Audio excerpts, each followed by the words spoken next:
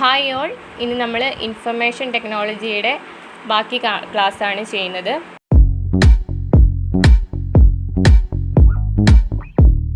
അപ്പോൾ നമുക്ക് സിലബസ് എന്താണെന്ന് അറിയാലോ. സിലബസ് നോക്കാം. Fundamentals of computer, fundamentals of internet, cyber laws. ഇതിൽ നമ്മൾ സൈബർ ലോസിൻ്റെ ക്ലാസ്സാണ് കഴിഞ്ഞ വീഡിയോയിൽ ചെയ്തിരുന്നത്. അതിൻ്റെ തുടർച്ചയാണിത്. ഡിഗ്രി ലെവൽ എക്സാമുകൾക്ക് വേണ്ടി തയ്യാറെടുക്കുന്നവർക്ക് വേണ്ടിയിട്ടുള്ള ക്ലാസ്സാണ്. അപ്പോൾ ഇതുവരെ ക്ലാസ് കാണാത്തവരുണ്ടെങ്കിൽ മുൻപത്തെ വീഡിയോ ഒക്കെ കാണുക. സബ്സ്ക്രൈബ് ചെയ്യാത്തവരുണ്ടെങ്കിൽ സബ്സ്ക്രൈബ് ചെയ്യുക, ലൈക്ക് ചെയ്യുക. എന്തെങ്കിലും ഡൗട്ടൊക്കെ ഉണ്ടെങ്കിൽ കമൻറ്റ് ബോക്സിലിടുക. ഓക്കെ, അപ്പോൾ നമുക്ക് ക്ലാസ്സിലോട്ട് കിടക്കാം. സൈബർ ക്രൈമിനെ കുറിച്ചാണ് പറയുന്നത്. അപ്പോൾ ആദ്യത്തെ സൈബർ ക്രൈം എന്ന് പറയുന്നത് ക്രൈം എഗെയിൻസ്റ്റ് ഇൻഡിവിജ്വൽസ്. അപ്പോൾ അതിനെ തന്നെ വീണ്ടും തരംതിരിച്ചിട്ടുണ്ട്. അതെന്താണെന്നൊക്കെ നോക്കാം. ഇമെയിൽ സ്പൂഫിംഗ് ഫസ്റ്റ് വണ്ണാണ് അതിൽ തന്നെ ഉള്ളത്. ഇമെയിൽ സ്പൂഫിംഗ് എന്താണെന്ന് കഴിഞ്ഞ ദിവസത്തെ ക്ലാസ്സിൽ നമ്മൾ എടുത്തിരുന്നു. അപ്പോൾ അത് പഠിക്കാത്തവരുണ്ടെങ്കിൽ വീണ്ടും ഒന്നും കൂടെ പഠിക്കുക. അതായത് നമുക്ക് ഒരു സോഴ്സിൽ നിന്ന് വന്നതായിട്ട് തോന്നും, എന്നാൽ അത് ആ സോഴ്സിൽ നിന്നല്ലായിരിക്കും, അത് വേറൊരു സോഴ്സിൽ നിന്നായിരിക്കും വന്നിട്ടുണ്ടാവുക. അതിനെയാണ് ഇമെയിൽ സ്പൂഫിംഗ് എന്ന് പറയുന്നത്. പിന്നെ ഇലക്ട്രോണിക് സ്പാമിംഗ് അടുത്തത്. ഇലക്ട്രോണിക് സ്പാമിംഗ് എന്ന് വെച്ചിട്ടുണ്ടെങ്കിൽ നമ്മൾ കഴിഞ്ഞ ദിവസം ക്ലാസ് എടുത്തതാണ്. ഒരു കാര്യവുമില്ലാതെ ഒരേ ഇമെയിൽ ഒരുപാട് ആൾക്കാർക്ക് അയക്കുക, അതിനെയാണ് ഇമെയിൽ സ്പാമിംഗ് എന്ന് പറയുന്നത്.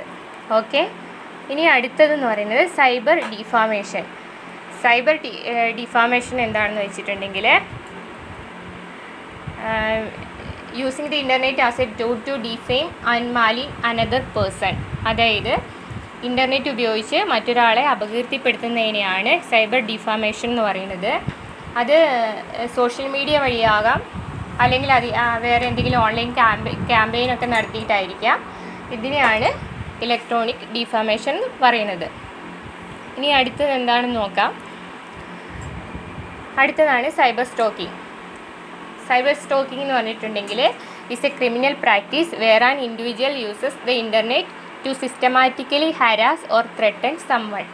അതായത് ഒരു വ്യക്തി ആരെങ്കിലും ഭീഷണിപ്പെടുത്താനോ ശല്യപ്പെടുത്താനോ ഇൻ്റർനെറ്റ് ഉപയോഗിക്കുന്നു.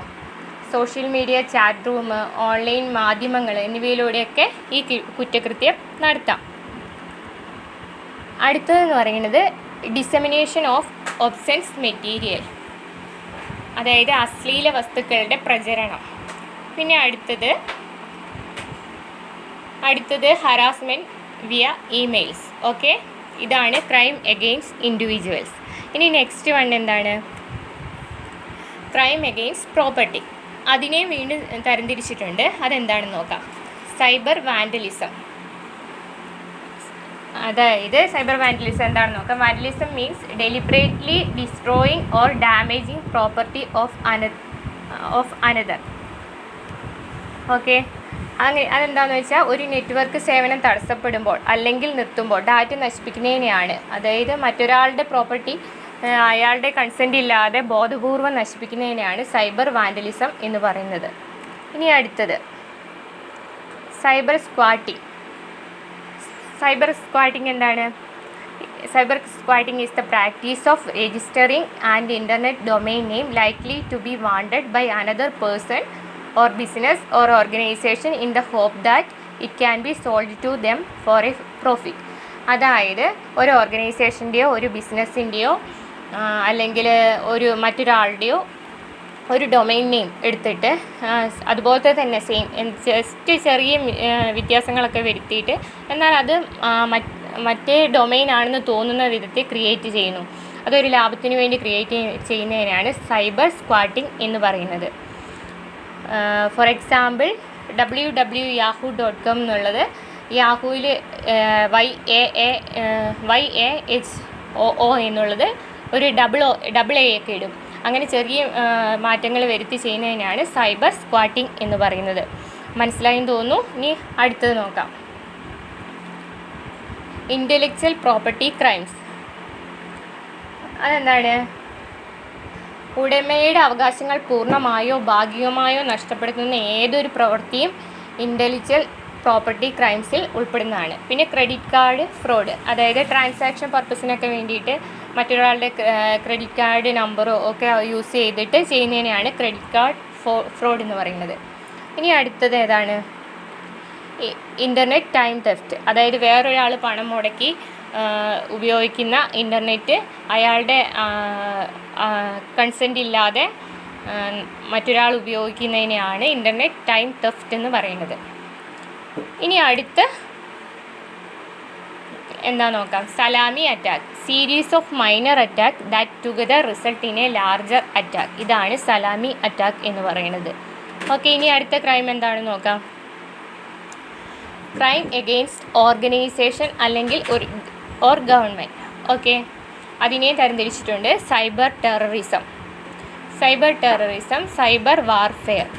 സൈബർ വാർഫെയർ എന്ന് പറഞ്ഞാൽ virtual conflict initiated as a politically motivated attack on an enemies computer and information system. അതായത് രാഷ്ട്രീയ പ്രേരിതമായ വിർച്വൽ സംഘർഷം എന്നൊക്കെ പറയാം. ഇതാണ് സൈബർ വാർഫെയർ.